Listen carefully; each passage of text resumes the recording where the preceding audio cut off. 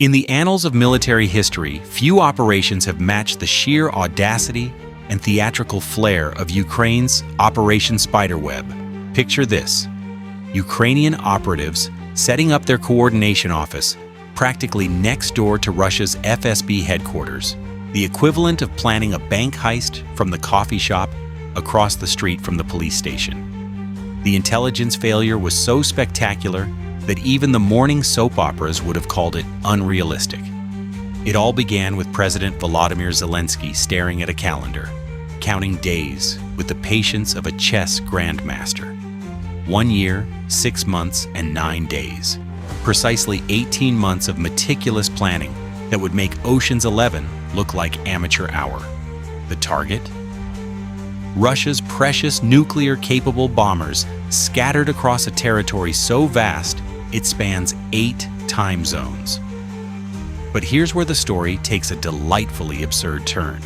Instead of launching drones from Ukrainian soil like any reasonable military would do, Ukraine's masterminds decided to go full Trojan horse.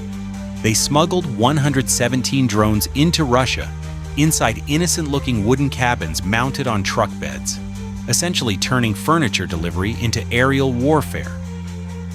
The genius lay in the mundane details. Russian truck drivers, hired through what they thought were legitimate business deals, found themselves unwitting participants in military history. Imagine Vladimir, a burly trucker from Irkutsk, accepting what seemed like easy money to haul some wooden cabins across the country. "Just park where we tell you and wait for further instructions," they said. Simple enough. Then came June 1st, the day reality became stranger than fiction. Picture poor Vladimir parked near an airbase, probably checking his phone for the next delivery coordinates, when suddenly, whoosh, drones started emerging from his cargo like mechanical birds escaping from wooden eggs.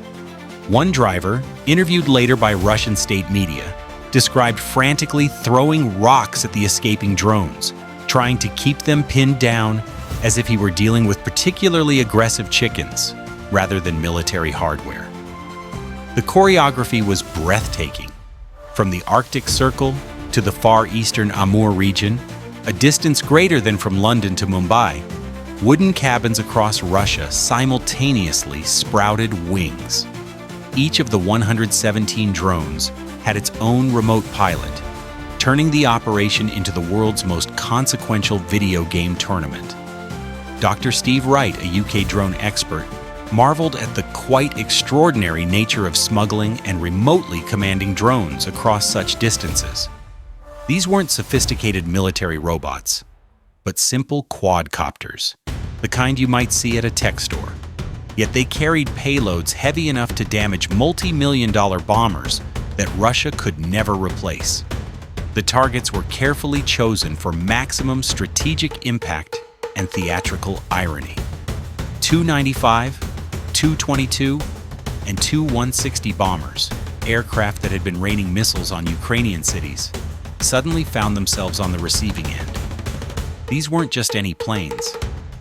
They were irreplaceable relics from an earlier era, like destroying Stradivarius violins to silence an orchestra. Ukraine claimed a stunning success. 41 strategic bombers hit, at least 13 destroyed, representing 34% of Russia's air-launched missile carrier fleet. The estimated damage? A cool $7 billion, enough to fund several Hollywood blockbusters about the operation itself. Russia's response was tellingly muted. Their state media, usually bombastic about military matters, suddenly developed laryngitis. Sunday television shows merely quoted regional authorities with all the enthusiasm of reading a grocery list. By Monday morning, the story had vanished from news bulletins like a magic trick in reverse. Now you see it, now you don't. The timing added another layer of theater. Just as Turkish diplomats prepared for the second round of Russia-Ukraine peace talks, Ukraine delivered its most spectacular military performance. It was the geopolitical equivalent of setting off fireworks before a dinner party. Impossible to ignore and certain to influence the conversation. President Zelenskyy, with characteristic flair, declared it a brilliant operation destined for history books.